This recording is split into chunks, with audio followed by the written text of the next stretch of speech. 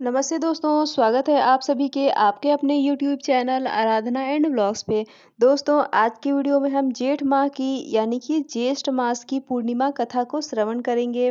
दोस्तों, ऐसी मान्यता है कि जेठ माह जो जेठ का महीना होता है वो बहुत ही पावन और पवित्र महीना होता है, क्योंकि इसमें बहुत सारे जो है विशेष पर्व और त्योहार हमें करने को मिलता है। जैसे कि पति की लंबी उम्र के लिए वट सावित्री की पूजा हम करते हैं, व्रत करते हैं। साथ ही दोस्तों वट पूर्णिमा की पूजा भी हम करते हैं, जो कि पूर्णिमा तिथि के दिन किया जाता है। साथ ही दोस्तों इसी इसी जेठ के महीने में निर्जला एकादशी का व्रत आता है, गंगा दशहरा का पावन पर्व आता है। तो इसलिए ये महीना जो है बहुत ही विशेष हो जाता है। दोस्तों, जेठ के महीने में विशेषकर देव वृक्ष की पूजा जरूर करना चाहिए। चाहे तो आप प्रतिदिन जैसे पूरे महीने जो है तुलसी माता की पूजा, पीपल वृक्ष की पूजा कर सकते हैं। लेकिन अगर किसी कारणवश जो है जेठ महीने की मतलब पूरे जेठ महीने में हम किसी तरह का नियम धर्म नहीं किए हैं, तो जेठ महीने की पूर्णिमा तिथि पे व्रत रख के और हम पूरे महीने का पुण्य फल प्राप्त कर सकते हैं। उस दिन यानी कि जेठ महीने की पूर्णिमा तिथि के दिन हमें यथासंभव जितना स्नान दान व्रत करके और चंद्रदेव को अर्घ देने के बाद हमें अपना व्रत खोलना चाहिए और साथ ही दोस्तों कथा भी श्रवण करना चाहिए। तो चलिए दोस्तों कथा को सुन लेते हैं। कथा कुछ इस प्रकार है। दोस्तों, इस दिन नारायण के साथ धन की देवी माता लक्ष्मी की पूजा की जाती है। चलिए कथा को सुन लेते हैं। कथा कुछ इस प्रकार है कि द्वापर युग की बात है। एक बार माता यशोदा ने भगवान श्री कृष्ण से कहा कि हे कृष्ण, तुम समस्त संसार के पालनहार हो, उत्पन्न करने वाले हो, तुम हर चीज के ज्ञाता हो, तुम भविष्य जानने वाले हो, तुम ही सर्वशक्तिमान हो। तो मैं तुमसे यह पूछना चाहती हूँ कि तुम एक ऐसा व्रत के बारे में बताओ जिससे समस्त संसार की नारियों को इस मृत्यु लोक में वैधव्य होने का भय ना रहे, उसके माथे का सिंदूर सदैव उसके माथे पर चमकता रहे, मनुष्य के सभी मनोकामनाओं को पूर्ण करने वाला हो। माता की यह बात सुनकर श्री कृष्ण मंद मंद मुस्कुराते हुए बोले कि हे माते, आपने बहुत सुंदर प्रश्न किया है। मैं आपको विस्तार से बताता हूँ। सौभाग्य की प्राप्ति के लिए स्त्रियों को 32 पूर्णिमा का व्रत करना चाहिए। इस व्रत को करने से स्त्रियों को सौभाग्य, संपत्ति तथा संतान की रक्षा होती है। यह व्रत अचल सौभाग्य देने वाला होता है और भगवान शिव के प्रति मनुष्य के भक्ति को बढ़ाने वाला होता है। तब माता यशोदा ने कहा कि हे कृष्ण, इस व्रत को सबसे पहले किसने किया था, इसके बारे में तुम मुझे विस्तार पूर्वक बताओ। तब श्री कृष्ण बोले कि इस धरती पर चंद्रहास नामक राजा राज करता था। उसके राज्य में ही कार्तिका नामक एक सुंदर नगर बसा था। वहाँ पर धनेश्वर नाम का एक ब्राह्मण निवास करता था। उसकी पत्नी सुशील, रूपवती और गुणवती थी। दोनों पति पत्नी बहुत ही प्रेम के साथ उस नगर में रहते थे। उन लोगों के घर में धन धान्य, आभूषण, कपड़े इत्यादि की कोई कमी नहीं थी। उस ब्राह्मण दंपति का एक ही दुख था कि उनका कोई भी संतान नहीं था। इस बात से वे पति पत्नी बहुत दुखी रहा करते थे। एक बार की बात है, उस नगर में एक योगी आया। वो योगी उस ब्राह्मण के घर को छोड़कर बाकी के सभी घरों में भिक्षा मांगकर पूजा पाठ करता, अपना दिन बिताता था और भोजन इत्यादि करता था। एक दिन जब ब्राह्मण की पत्नी ने भिक्षा देना चाहा, तब भी वो योगी उसके हाथ से भिक्षा ना लेकर उसके पड़ोस के यहाँ से भिक्षा लेकर नदी के किनारे बैठकर प्रेम पूर्वक खाने लगा। ये सब ब्राह्मण यानी कि धनेश्वर देख रहा था। उसकी पत्नी के द्वारा योगी का भिक्षा ना लेना, उसके अन्न का अपमान देखकर धनेश्वर योगी के पास गया और कहा कि हे महात्मा, आप सभी के घर से भिक्षा लेते हैं, परंतु मेरे घर से कभी भी भिक्षा नहीं लेते हैं। इसका क्या कारण है, कृपा करके बताइए। तब योगी बोले कि जिसके घर में संतान नहीं होता उसके यहाँ का भिक्षा मैं कभी भी नहीं लेता। वहाँ का अन्न ग्रहण करना पाप ग्रहण करने के समान होता है। तुम निसंतान हो, मैं स्वयं भी पापी न हो जाऊं, इसलिए तुम्हारे घर की भिक्षा मैं कभी भी नहीं लेता हूँ। धनेश्वर यह सुनकर बहुत दुखी हुआ और हाथ जोड़कर दुखी स्वर में बोला कि ये कारण है तो फिर आप ही इसका कोई उपाय बताइए जिससे कि मुझे भी संतान की प्राप्ति हो जाए। आप मुझे और मेरी पत्नी पर कृपा करें।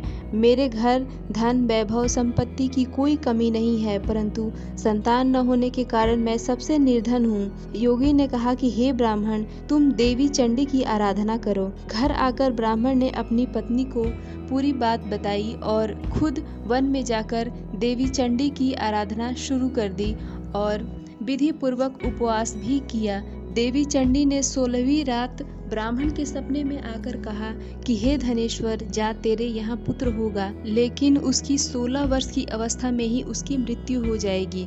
यदि तुम दोनों पति पत्नी 32 पूर्णमासी का व्रत पूरे मन से, श्रद्धा से और विधि विधान से करोगे, तुम्हारा पुत्र दीर्घायु हो जाएगा। जितनी तुम्हारे सामर्थ हो उतने आटे के दिए बनाकर शिव जी का पूजन करना, लेकिन पूर्णमासी को 32 दीपक हो जाना चाहिए। और सुबह सवेरे एक आम का पेड़ दिखाई देगा, उसका फल तोड़कर घर ले जाना और अपनी पत्नी को पूरी बात बताना। ऋतु स्नान करके जब वो स्वस्थ हो जाने पर भगवान शंकर का ध्यान करके वो फल खा लेगी तो शिव जी की कृपा से तुम्हारी पत्नी का गर्भ ठहर जाएगा।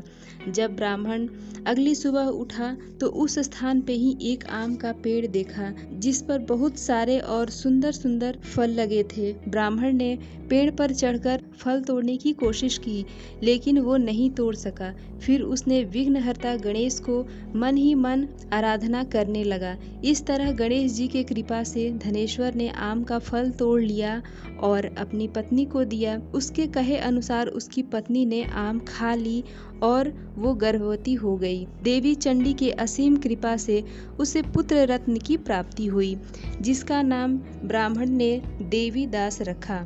वो बालक पढ़ने में तेज और बहुत होशियार था। देवी के कहे अनुसार दोनों पति पत्नी ने 32 पूर्णिमा का व्रत करना शुरू कर दिया।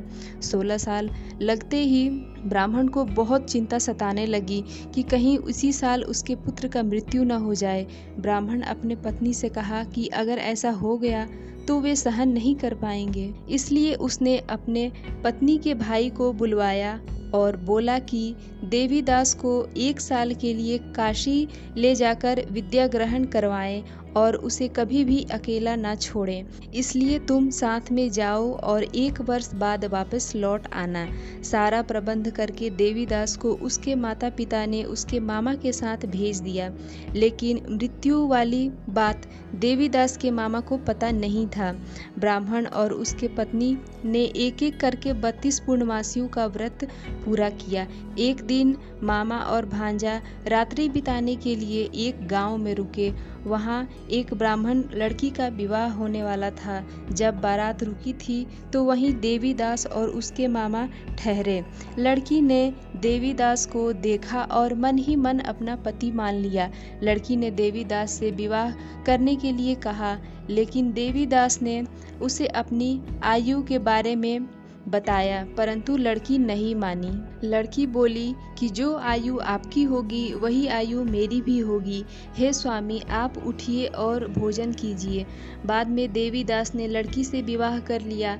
अगली सुबह देवीदास ने अपनी पत्नी को 3 नगों वाला एक अंगूठी दिया और एक रुमाल दिया और कहा कि मेरा जीवन और मरण देखने के लिए एक पुष्प वाटिका बना लो।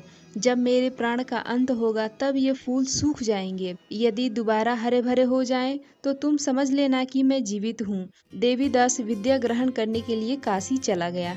कुछ समय के बाद एक सांप ने देवीदास को डसने का प्रयत्न करने लगा, लेकिन उसके माता पिता के व्रत के प्रभाव से देवीदास को काट नहीं सका, क्योंकि उसके माता पिता ने पहले ही 32 पूर्णिमा का व्रत पूरा कर लिए थे। इसके बाद काल स्वयं वहां आया और उसके शरीर से प्राण हरण करने लगा, जिससे देवीदास मूर्छित हो गया। इतने में ही भगवान शंकर और माता पार्वती वहां आ गए। माता पार्वती ने शंकर भगवान से कहा कि हे स्वामी, इसके माता पिता ने पहले ही 32 पूर्णमासियों का व्रत पूरा कर लिया है, कृपा कर इसे प्राण दान दें।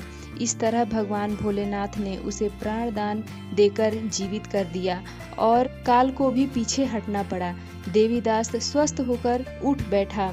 उधर देवीदास की पत्नी हर दिन पुष्प वाटिका को देखती थी। एक दिन उसने देखा कि फूल और पत्ते सूख गए हैं तो उसे बड़ा आश्चर्य हुआ और फिर तुरंत ही हरे भरे भी हो गए। तो वो समझ गई कि उसके पति को कुछ भी नहीं हुआ है। यह जानकर वो बहुत प्रसन्न हुई और उसने अपने पिता को सारी बात बताई और कहा कि आप उन्हें ढूंढिए। 16 साल पूरा होने पर देवीदास ने अपने मामा के साथ काशी से वापस चल दिए। उधर देवीदास के ससुर उसे खोजने जाने वाले ही थे, तभी मामा भांजा आते हुए दिखाई दिए। ससुर ने अपने घर में बिठाया। पूरे नगर के निवासी इकट्ठा हो गए और उन्होंने सबको बताया कि इस लड़के से मेरी पुत्री का विवाह हुआ है। मेरी पुत्री भी लड़के को पहचान लिया है।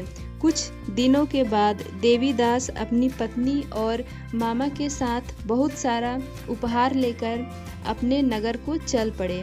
गांव पहुंचते ही पहले ही लोगों ने उसके माता पिता को खबर दे दी कि देवीदास अपने पत्नी और मामा के साथ आ गया है। ये खबर सुनकर उसके माता पिता अत्यंत प्रसन्न हुए और वे पुत्र और बहू के आने की खुशी में खुशियां मनाने लगे।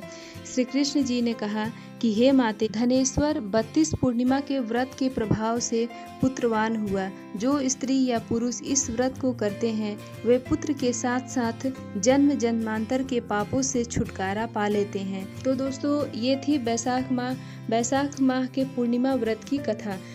दोस्तों, कथा आपको कैसी लगी कमेंट करके ज़रूर बताएं। वीडियो पसंद आए तो लाइक करें और इसी तरह की जानकारी के लिए आप हमारे चैनल को सब्सक्राइब करें। मिलती हूँ इसी तरह के एक और वीडियो के साथ, तब तक के लिए बाय।